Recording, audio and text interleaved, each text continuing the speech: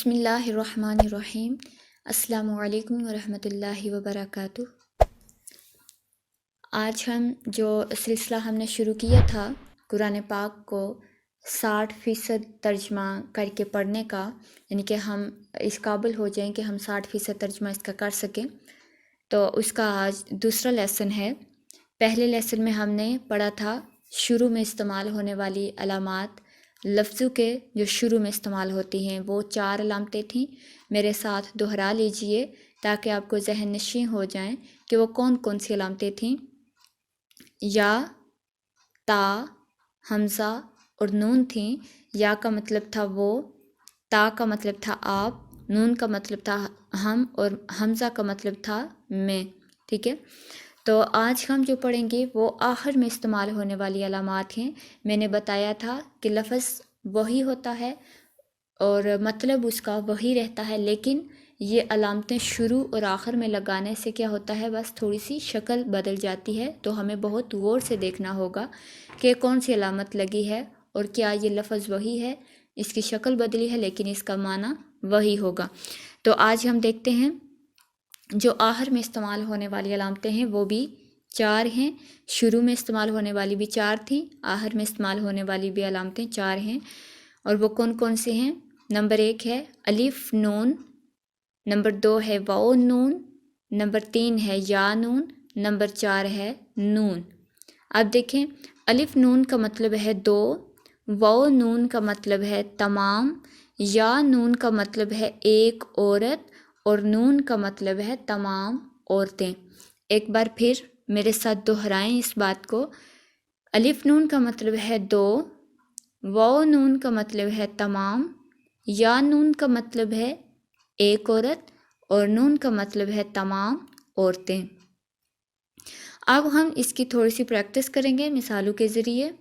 اب دیکھیں، ہم نے پچھلے لیسن میں پڑھا تھا شکر۔ شکر کے شروع میں ہم نے یا لگایا تو کیا مطلب ہو گیا تھا، وہ شکر کرتا ہے۔ اور آج ہم آخر میں الف نون لگاتے ہیں جو ابھی ہم نے پڑھا، تو شروع میں یا تو لگا ہوا ہے اور آج ہم اسی کے آگے الف نون بھی لگا دیتے ہیں۔ کوشش کریں کہ آپ یہ چیز کاپی پہ نوٹ کرتے جائیں تاکہ آپ کو سمجھنے میں آسانی ہو۔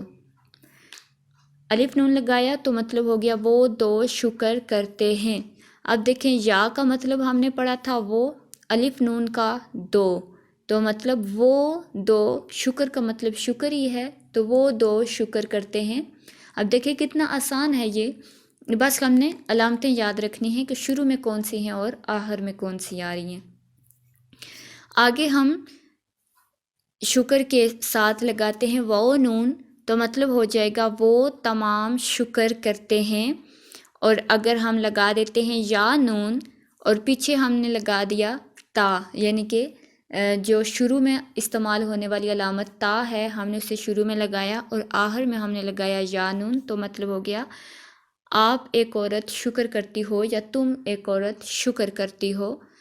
اور اگر صرف ہم نون لگا دیتے ہیں آخر میں، یعنی کہ چوتھی علامت، تو ہو جائے گا تمام عورتیں شکر کرتی ہیں۔ تا کا مطلب ہے آپ اور نون کا مطلب ہے تمام، یعنی کہ تمام عورتیں، آپ تمام عورتیں شکر کرتی ہیں۔ ایک بار پھر اسی چیز کو دیکھیں کہ ہم نے الف نون لگایا تو ہو گیا مطلب وہ 2 شکر کرتے ہیں، اور واو نون ہم لگا رہے ہیں تو وہ تمام شکر کرتے ہیں۔ اور اگر شروع میں ہم نے تا اور آخر میں ہم نے یا نون لگا دیا شکر کے، تو آپ ایک عورت شکر کرتی ہو، اور تا شروع میں لگایا اور آخر میں ہم نے نون لگا دیا شکر کے، تو آپ تمام عورتیں شکر کرتی ہیں۔ اب یہ آگے کچھ الفاظ ہیں، ان کا آپ نے ترجمہ کرنے کی کوشش کرنی ہے ابھی میرے ساتھ۔ ذکر ہے تو ہم نے پچھلے لیسن میں بھی پڑھا ذکر کا، ذکر کے شروع میں ہم نے لگایا یا، تو مطلب ہو گیا وہ ذکر کرتا ہے۔ تو اب دیکھیں، الف نون جب ہم نے لگا دیا تو الف نون کا مطلب ہم نے ابھی پڑھا کہ 2، الف نون کا مطلب ہے 2، تو مطلب وہ 2 ذکر کرتے ہیں۔ اب ہم نے عمل بھی پڑھا تھا، یعنی کہ عمل کا مطلب عربی میں بھی اور اردو میں بھی ایک ہی ہے۔ تو عمل کے شروع میں ہم نے یا لگایا تو وہ عمل کرتا ہے، اور واو نون اگر ہم اسے لگا رہے ہیں آخر میں، یعنی کہ واو نون کا مطلب ہے تمام، تو مطلب کیا ہوا، وہ تمام عمل کرتے ہیں. اور ہم اگر یا نون لگا دیتے ہیں ظلم کے آگے تو اس کا مطلب ہو جائے گا تو ایک عورت ظلم کرتی ہے، کیونکہ ظلم کا مطلب ظلم ہے، اور تا کا مطلب ہے آپ یا تم، اور یا نون استعمال ہوتا ہے ایک عورت کے لیے، تو مطلب تو ایک عورت ظلم کرتی ہے.